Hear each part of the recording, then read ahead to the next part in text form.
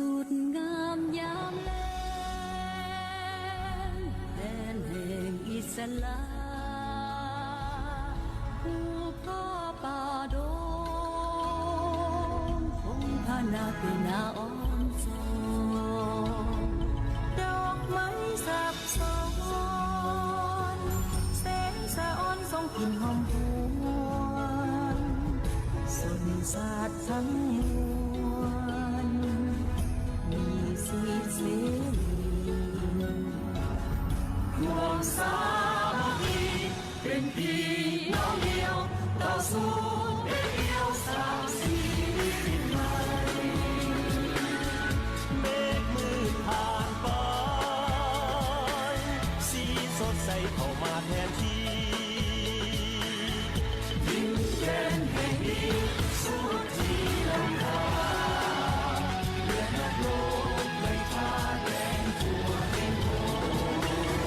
เสียสละสู่สนภาคแผ่ไทยดีเก็บปอนปอนนี้เธอหักษาศักดิ์ศรี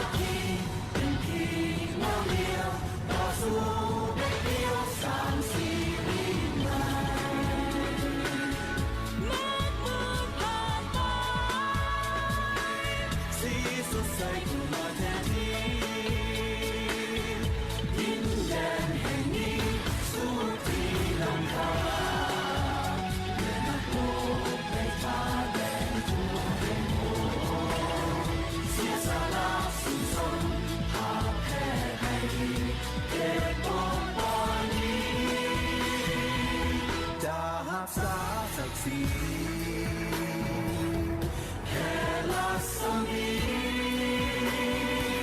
ไปทั่วแดนนา